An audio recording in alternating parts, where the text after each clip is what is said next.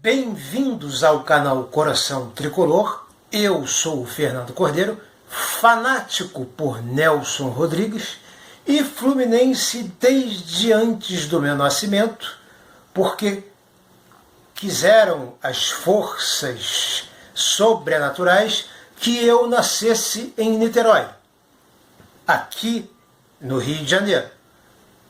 E quem nasce em Niterói não é carioca, é fluminense. Ok? Então vamos lá.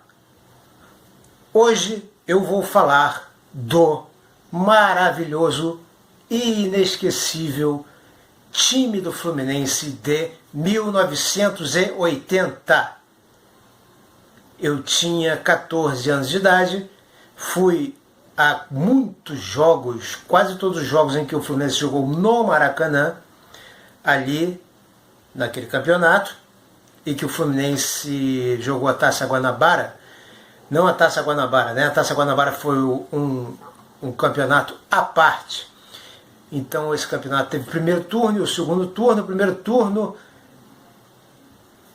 agradavelmente chamado de Taça João Coelho Neto. O Preguinho, não é? Preguinho, o herói tricolor. Eu tenho um vídeo aqui, um dos meus primeiros 5 vídeos, homenageando o super-herói tricolor Preguinho, que praticou mais de 9 ou 10 esportes, e com todos como titular, todos tendo grandes atuações e conseguindo títulos, pelo Fluminense Futebol Clube. Bom, praticamente todos os jogos daquele time de 80 do Fluminense no Maracanã eu assisti, e ainda assisti alguns jogos, ou um pelo menos, se eu não me engano, contra o Serrano em Marechal Hermes, quando eu vi pela primeira vez, bem de perto, Paulo Goulart, Edivaldo, Tadeu, Edinho e Rubens, Delei, Gilberto e Mário, Robertinho, Cláudio Adão e Zezé, técnico Nelsinho, o Nelson Rosa, que depois foi técnico também do Flusão em 85, quando nós fomos tricampeões com aquele gol do Paulinho de falta em cima do Bangu, 2-1 na final. Flusão papou aquele tri ali. Aquele time de 80 encantou pelo seguinte, porque ele, como eu já disse, venceu esse primeiro turno tendo apenas uma derrota, se eu não me engano, para o América. E ele era assim um time que, primeiro que o primeiro turno não era mais do que obrigação do Fluminense ganhar, porque a taça tinha o nome João Coelho Neto Preguinho. E segundo que, assim, o inimigo em comum naquela época, né? E vamos parar de dizer que o Flamengo é o rival de todo mundo, que não é nada de rival de todo mundo, não. O Flamengo é um time como outro qualquer, né? Às vezes o rival de todo mundo é o Fluminense. Na época da máquina, o rival de todo mundo era o Fluminense. Na época do Fred e do Conca, o rival de todo mundo era o Fluminense. Na época em que o Fluminense foi vice-campeão da Libertadores, o rival de todo mundo era o Fluminense, né? E por aí vai. Vamos acabar com essa história aí, ok? Mas naquela época o rival de todo mundo era o Flamengo, porque eles tinham vencido em 78, 79, inclusive um trio lá meio marmelada, ainda meteram uma Taça Guanabara em 79, antes do campeonato, em que eles venceram também. O campeonato de 80 marca o fim da década de 70, né?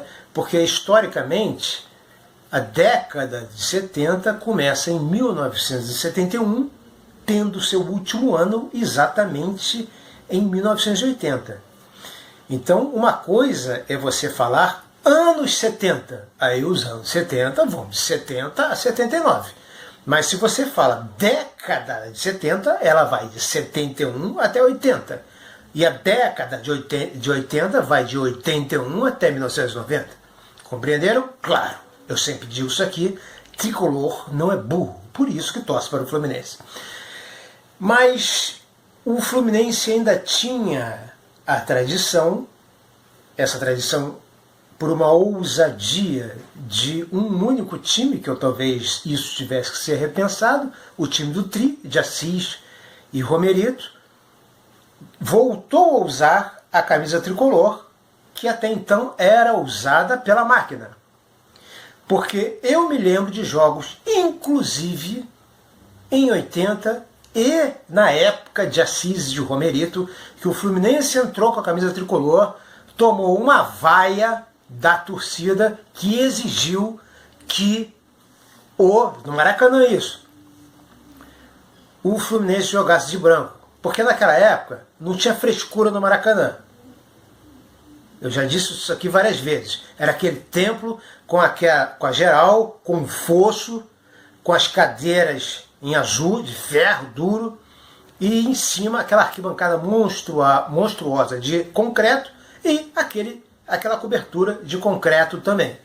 E o Fluminense tinha como tradição a nuvem de pó de arroz, que na verdade não era pó de arroz, ou era talco ou farinha, as duas coisas misturadas, não é? E eu, que tenho bronquite asmática e sou alérgico a fungos do ar, nunca tive uma crise de bronquite no Maracanã. Aí a nuvem tricolor que hipnotizava os adversários foi proibida.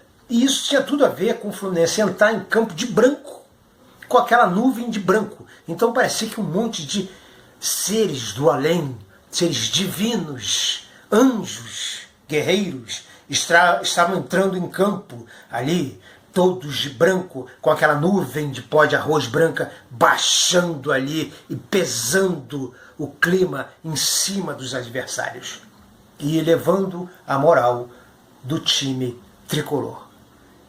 Então, a camisa tricolor, menos para a máquina e menos para o time de Assis e Romerito, dava azar. Eu me lembro que esse era um jogo decisivo e a torcida vaiou, o Fluminense voltou para o vestiário e trocou a camisa. Antigamente não tinha frescura de short, né? Calção branco era calção branco. Os dois times podiam jogar de calção branco, não tinha isso, né? Aí foi todo mundo, trocou a camisa, botou a camisa branca, o Fluminense foi lá, ganhou o jogo, foi campeão, etc e tal, né?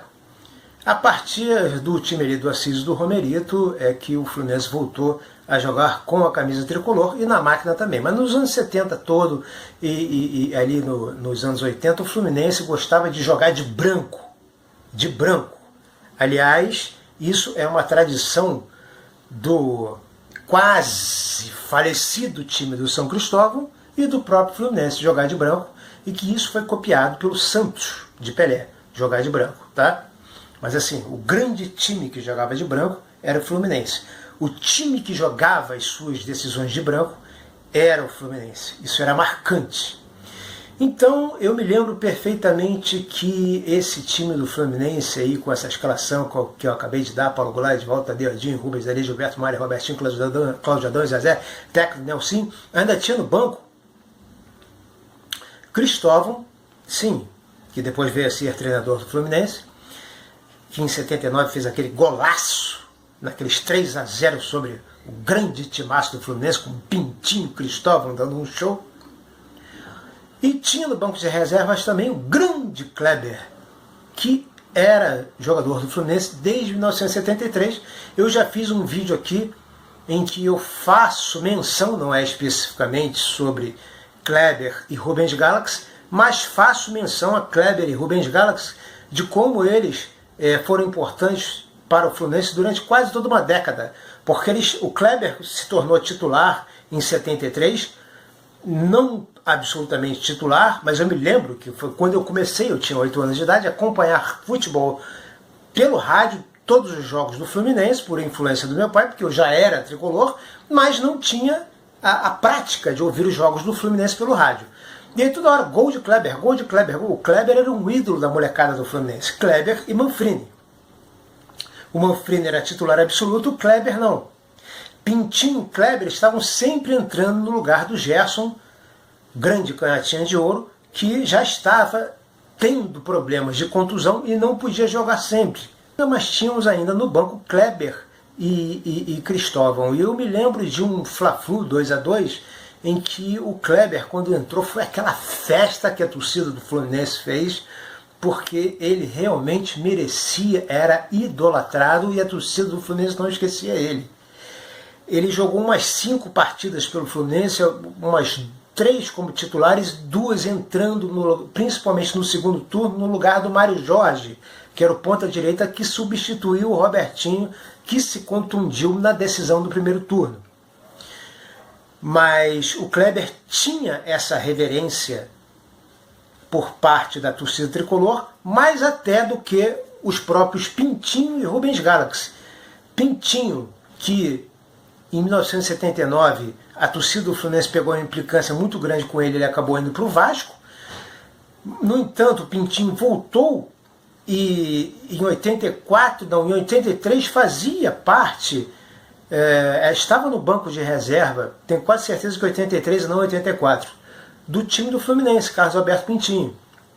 E é um tricolor escancarado, parece que vive em Sevilha, na Espanha, é um tricolor escancarado, fanático pelo Fluminense. Até hoje os depoimentos do Pintinho aí mostram que ele, o negócio dele é o Fluminense, tricolor de coração mesmo, coração tricolor, Carlos Alberto Pintinho. E o Rubens Galaxy, que era um verdadeiro coringa, jogava em todas as posições, inclusive na época da máquina, não é? E o Kleber só jogava no meio campo, seja na cabeça de área, né, que é o meio campo mais defensivo, seja como um meia-direita ou meia-esquerda, né, mais ofensivo. Ele gostava de driblar, chegar driblando e chutando a gol.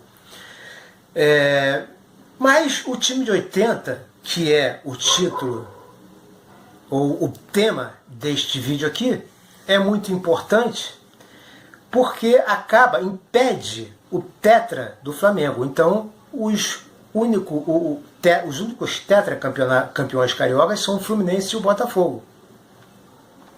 Os 4 primeiros campeonatos cariocas que existiram, 1906, 1907, 1908 e 1909, formam o primeiro tetracampeonato tricolor.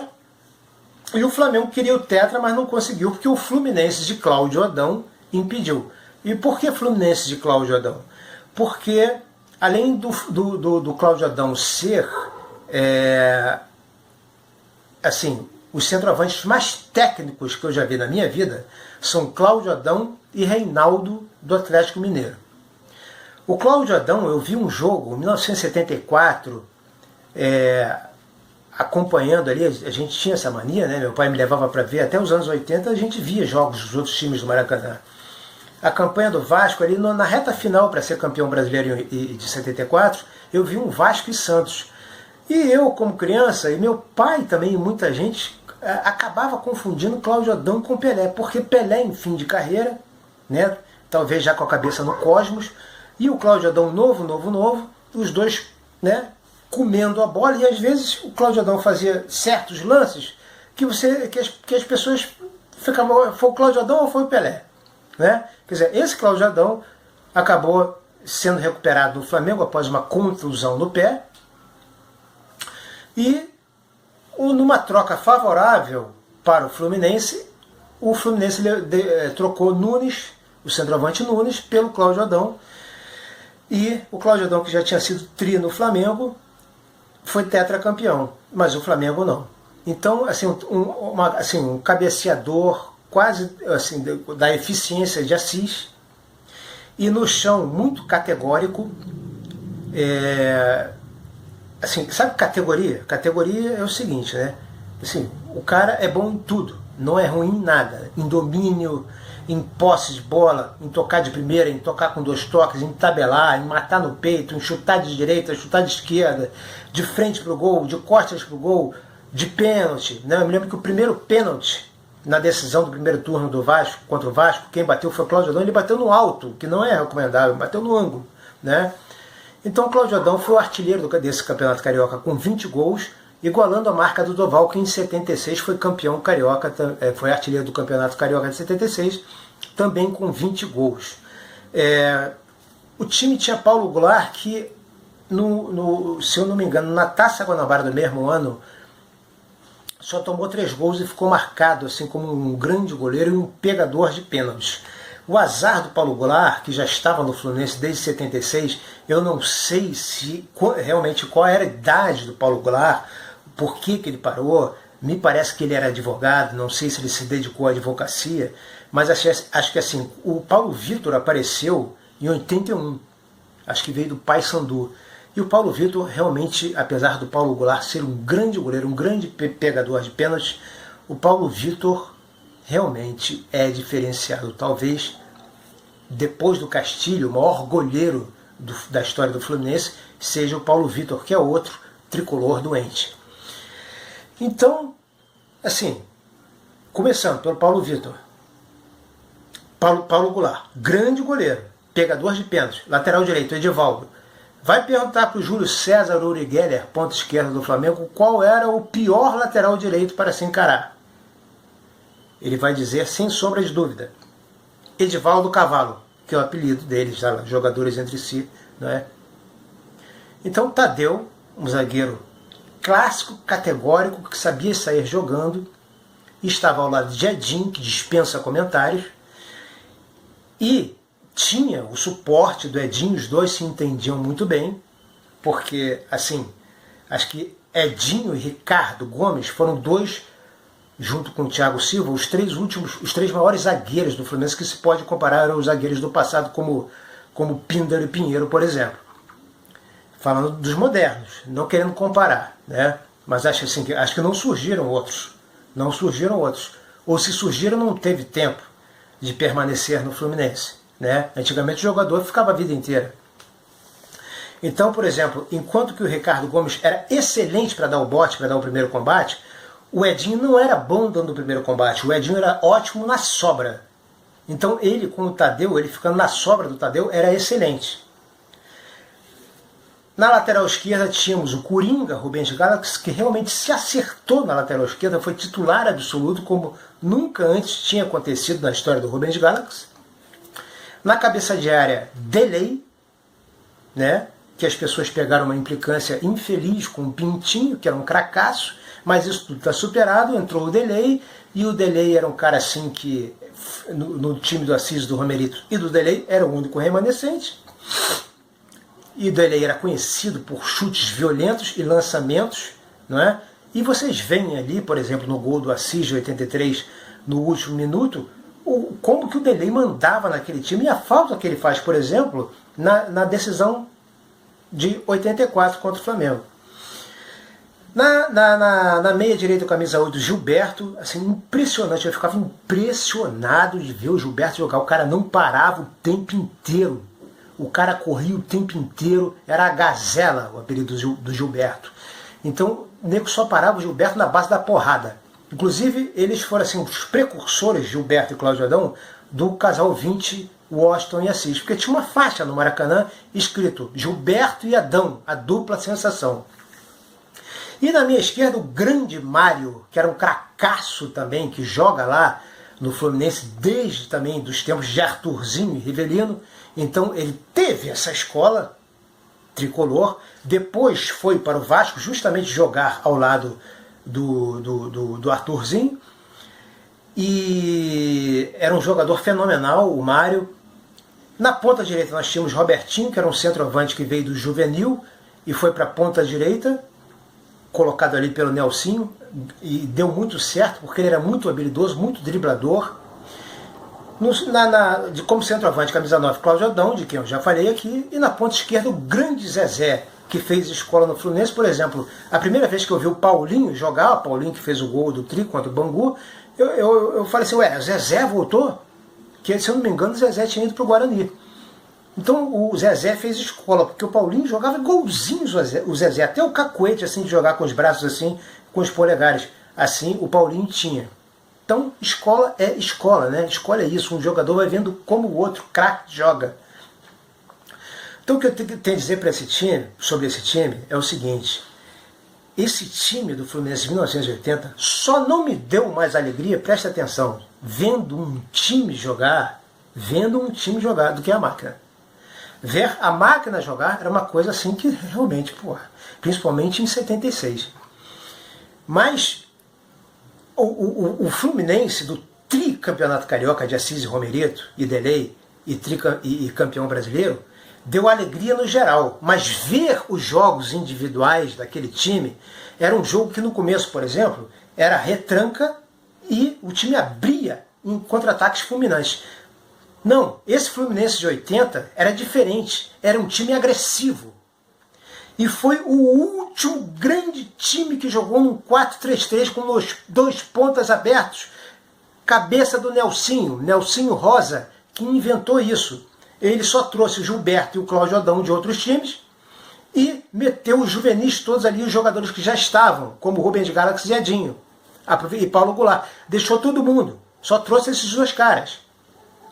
Fumanchu também já tinha ido embora, viu que o Robertinho era um centroavante muito baixo e muito driblador, botou na ponta direita, Robertinho, então assim, era uma alegria ver esse time do Fluminense jogar, porque o Paulo Goulart pegava tudo, o Edivaldo Cavalo era lateral, ele ia e voltava, apoiava incessantemente o Robertinho não tinha uma bola que ele não pegasse, não driblasse o lateral esquerdo que tivesse com ele pela frente.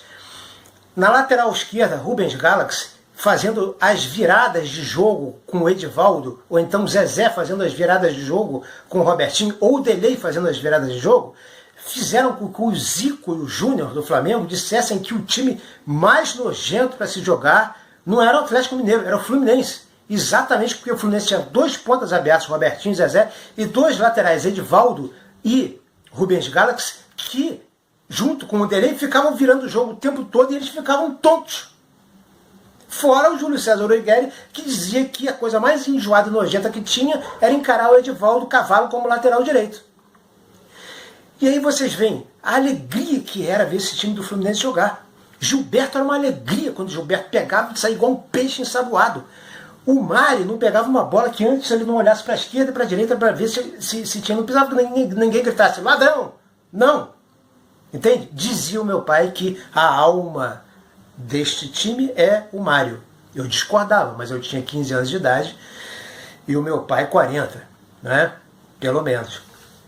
Então, assim, então eu falei de Paulo Goulart, Edivaldo, Tadeu, já falei, Edinho, Mário, Rubens, Delei, Gilberto e Mário, Robertinho, Cláudio Adão, categoria pura, e Zezé, o ponto esquerda que já vinha desde 77, a gente sabia que ele estraçalhava, né?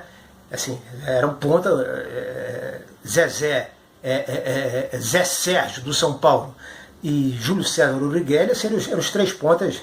Então, quer dizer, o Fluminense foi o último grande time que em 1980 acabou ali, de 1981 em diante, os times têm a tendência, todo mundo já estava jogando num 4-4-2, né? Então o último grande time com dois pontas abertas, um 4-3-3, esquema legítimo do futebol brasileiro, acabou, já tinha acabado na seleção, e o último grande time foi o Fluminense, que jogava com Robertinho aberto e pela direita, e Cláudio Adão e Zezé pela esquerda, com o apoio de Edivaldo pela direita e Rubens Galaxy pela esquerda. Esses caras iam até a linha de fundo, verdadeira linha de fundo mesmo, e cruzavam para trás. Quando cruzavam para trás, Cláudio Adão, saco de cabeça, né? Ou matava no peito e chutava, ou chutava de primeira, como nos 4-0 em cima do Botafogo.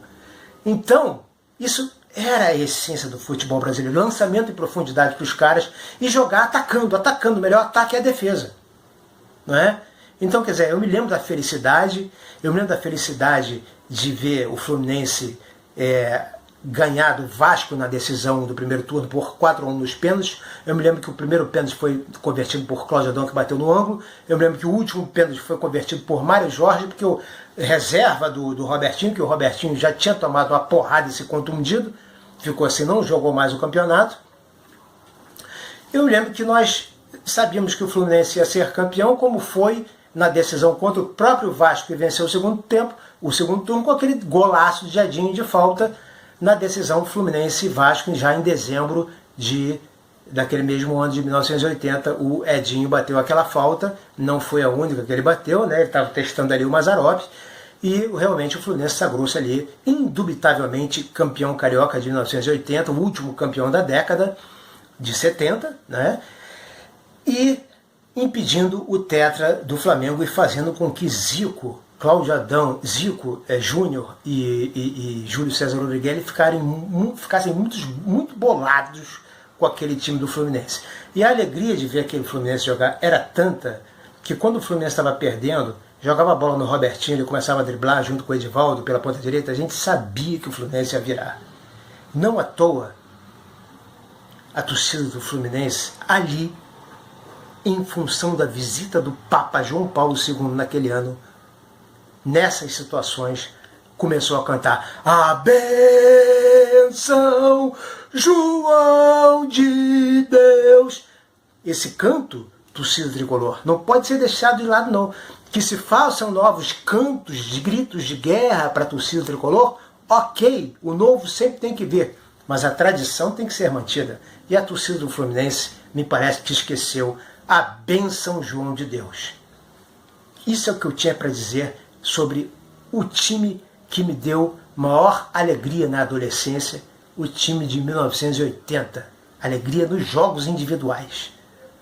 A máquina, eu era criança, tinha 10, 9 anos, não entendia muito de futebol, mas era uma maravilha ver a máquina jogar.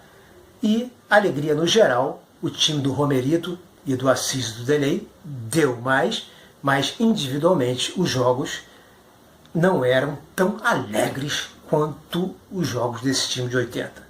Ok? Recado dado, queridos tricolores e queridas tricolores. Muito obrigado por terem assistido a este vídeo até aqui. Espero que tenham gostado. Se gostaram, por favor, deixe o like, demonstrem. Você tricolor, você tricolora, por favor, traga um amigo para o canal. Umzinho só. Estou precisando. Ok? E agradeço a força que vocês inscritos vêm me dando. Saudações tricolores e até o próximo vídeo.